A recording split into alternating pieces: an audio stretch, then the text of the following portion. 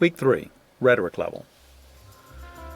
We don't ask how the plagues came about in our printed materials this week, but it's a topic that can test the faith of young people who have a shallow view of God's power. This is a good opportunity to see how well your children understand this. The Bible makes it clear. God sent 10 plagues to punish the Egyptians and set the captives free. It doesn't give us a lot of so-called scientific information about how it all worked. As people have learned more and more about science, more and more thinkers have suggested that the plagues might have been the result of natural causes. An earthquake or a volcano upstream might have poisoned the Nile, which drove out the frogs, whose dead bodies became a breeding place for gnats and flies, which carried an epidemic to the animals first and then to the humans. Since most people use the word miracle to mean something that violates the laws of nature, this line of thinking can make people doubt that the 10 plagues were really miracles. The men who wrote the Bible didn't think like that. They didn't distinguish between what we call the laws of nature and the power of God over nature. Job saw God's glory in the whirlwind. David saw it in the thundercloud. If anybody thinks that God is less mighty if he makes nature do his bidding, tell them to try it sometime.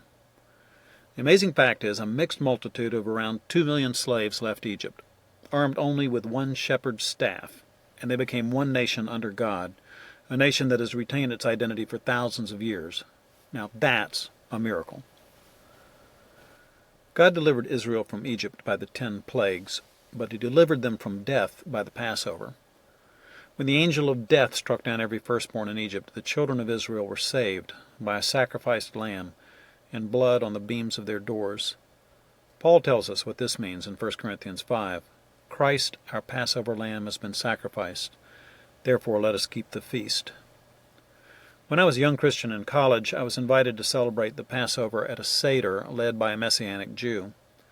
The usual Seder meal lasts about 3 hours. Ours lasted almost 6.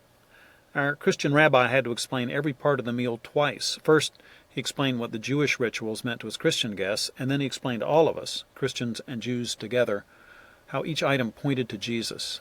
It was an amazing experience. Take a look at the story of the Passover in Exodus 12 and ponder what you see there. You don't have that rabbi's wealth of knowledge, but you should be able to help your child see more in the Passover meal than some exotic ritual. Ask them to tell you what they know about the Passover celebration, and then ask them if they can see any parallels to Christ's sacrifice on the cross and our deliverance from the bondage of sin. If it's appropriate, this may be a good time for you to tell your children the story of your personal Passover. What kind of bondage were you in before you accepted Christ? What kinds of plagues did God have to send to you to get your attention? Your children need to hear the story of your own exodus. Make sure they hear it this week.